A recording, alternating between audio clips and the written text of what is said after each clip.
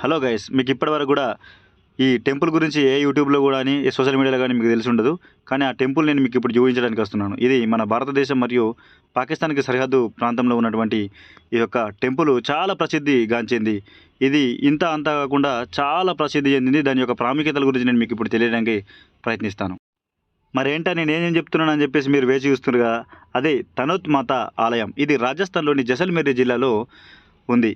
1971 Indo Pakistan యుద్ధ సమయంలో ఇది లోంగే వాలా యుద్ధ ప్రాంతంలోని సమీపంలో ఉంది.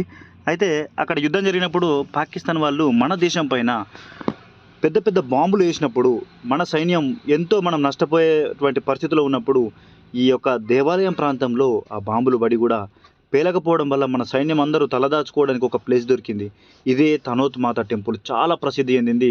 దైవభక్తికి నిదర్శనం, దైవ శక్తికి చూపించడానికి ఉన్నటువంటి ప్రాముఖ్యత కూడా ఈ టెంపుల్ దగ్గర ఉందని చెప్పేసి జనాలందరికీ కూడా నిరూపించబడింది. సో ఈ టెంపుల్కి రావడం అనేది చాలా అదృష్టం ఉండాలి. ఎక్కడో దేశం కోణలో ఉన్నటువంటి వాళ్ళు జైసల్మేర్కి వచ్చి మరి జైసల్మేర్ తనోత్ మాత టెంపుల్ దగ్గరికి వచ్చి మీరు కోరుకున్న కోరికలు కూడా అన్నీ నెరవేరుతాయి. ఎవరు మీకు కావాల్సింది ప్రూఫ్ కావాలంటే ఆ ప్రూఫ్ ఇండియన్ ఆర్మీ.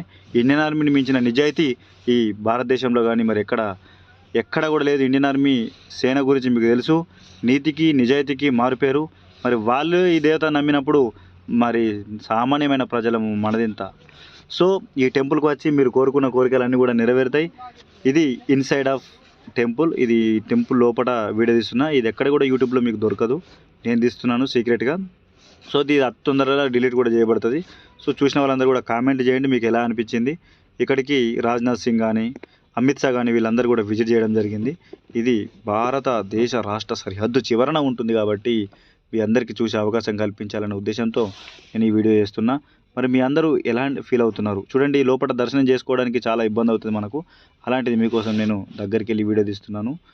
మరి ఇక్కడ జరిగినటువంటి కార్యక్రమాలు కావచ్చు, ఈ టెంపుల్లో ఉన్నటువంటి ఇన్సైడ్ ఆఫ్ వ్యూస్ ప్రతి ఒక్కటి కూడా మీకు అందరికీ చూపించడానికి ప్రయత్నిస్తున్నాను. ఇక్కడ ఉన్నటువంటి పాజిటివ్ వేస్, ఇక్కడ పాజిటివ్ వే చాలా ఉంటుంది. ఇక్కడ పంతులు ఎవరో తెలుసా మీకు?